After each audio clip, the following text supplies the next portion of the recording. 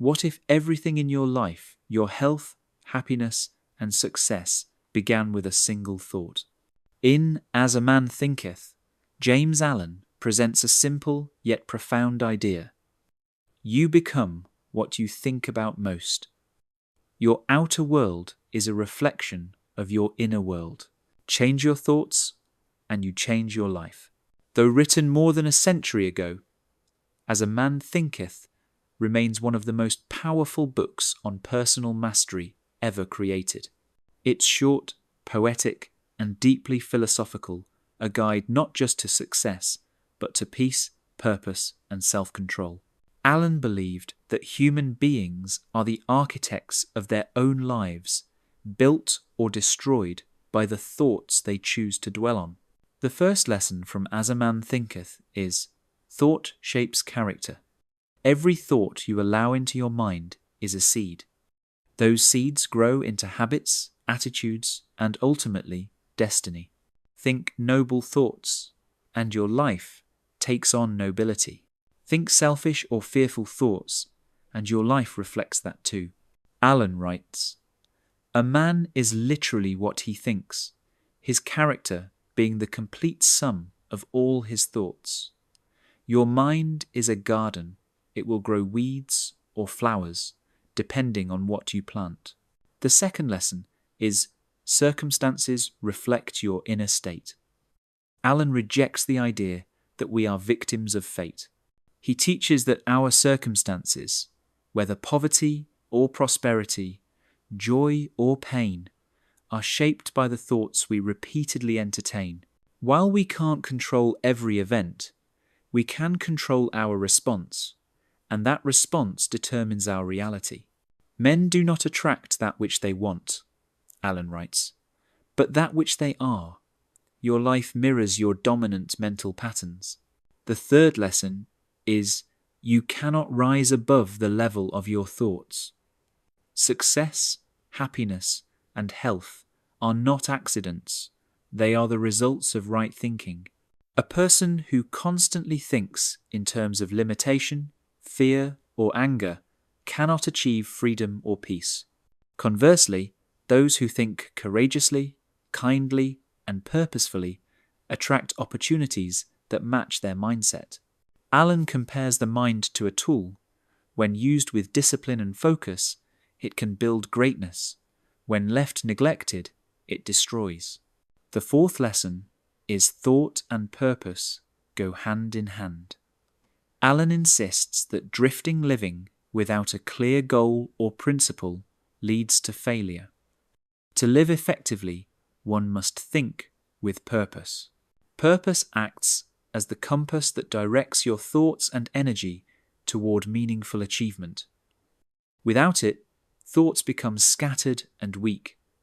With it, they become powerful and productive. Until thought is linked with purpose, Allen writes, there is no intelligent accomplishment. The fifth lesson is the power of self-discipline. Allen argues that mastering your thoughts requires self-control. You cannot think clearly if your mind is ruled by emotion, impulse, or desire. Every strong, successful person is self-disciplined in thought. They do not allow negativity or laziness to take root. Just as an athlete trains the body, a thinker must train the mind. The more disciplined your thoughts, the greater your influence over your life. The sixth lesson is your mind determines your health. Allen was ahead of his time in understanding the link between mental and physical well-being. He explains that the body is the servant of the mind. Strong, calm thoughts promote health. Anxious, resentful thoughts create disease. Worry and anger deplete the body's energy, while peace and confidence restore it. The body, Allen writes, is the servant of the mind. It obeys the operations of the mind. Modern science now echoes what Allen knew a century ago. Your mental state literally shapes your biology. The seventh lesson is thought and achievement. Allen teaches that all success begins as an idea. Every invention, business, and piece of art began in someone's imagination. Yet, he reminds us that thought alone is not enough. It must be combined with action, persistence, and faith. Dream lofty dreams, he writes, and as you dream, so shall you become. Your vision must be supported by disciplined thought and purposeful effort.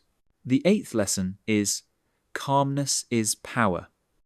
In one of the book's most famous chapters, Alan declares that serenity is strength. A calm mind is not weak, it's focused and unshakable. Those who remain poised in difficulty gain the trust and respect of others. When you control your thoughts, you control your emotions. When you control your emotions, you control your actions. And when you control your actions, you shape your destiny. Calmness is the ultimate form of mastery. The 9th lesson is, you attract what you are ready for. Many people desire success, but their thoughts are not in harmony with their desires.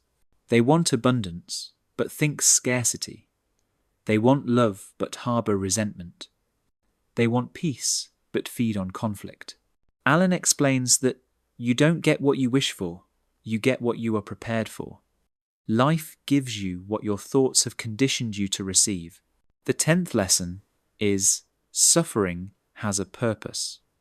Alan doesn't deny pain, he explains it.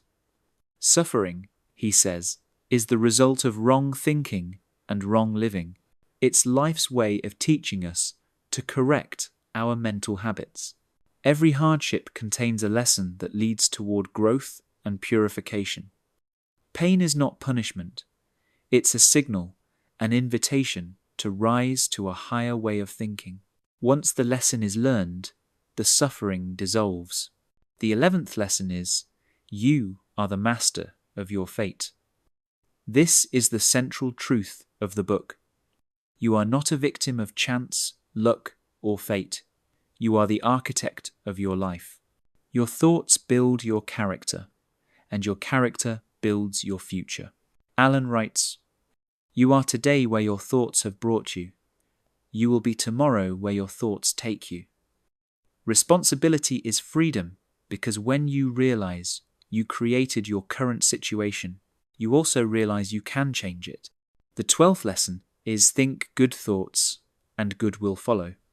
Alan urges readers to focus on thoughts of kindness, courage, honesty, and patience. These are not just moral virtues. They are practical tools for building a strong mind. Negative thoughts poison the thinker before they hurt anyone else. Positive thoughts, on the other hand, create harmony and attract opportunity. The soul attracts that which it secretly harbours. So how do we apply as a man thinketh today? Start by observing your thoughts. Notice how often your mind turns to worry, comparison, or anger, and choose different ones. Replace resentment with gratitude, fear with faith, and doubt with confidence. Think purposefully each morning. What kind of person do I want to be today? Your outer world will slowly begin to mirror that intention. Alan's wisdom feels even more urgent in our modern world. We're surrounded by distraction, noise, and negativity. Yet the principle remains, your inner world creates your outer one. If you fill your mind with peace, purpose, and faith, your life will reflect those qualities. The most powerful message of As a Man Thinketh is responsibility not in a burdensome sense, but in an empowering one. You are in control. You can't always choose your circumstances, but you can always choose your thoughts, and by doing so, you choose your destiny. The big takeaway from As a Man Thinketh is this: thought is destiny. You become what you think. Your mind is the greatest creative power in the universe, and it is always working for or against you. Guard it, guide it, and grow it, and you can design the life you desire. That was As a Man Thinketh by James Allen, broken down into its most powerful lessons in under 10 minutes. Which idea resonated most with you, that thoughts shape character or that calmness is power? Share your thoughts in the comments below. And if you enjoyed this summary, make sure to like this video, subscribe to 10-Minute Books, and ring the bell so you never miss our weekly breakdowns of life-changing books. Thanks for watching, and remember, your thoughts are the blueprint of your future. Choose them with care.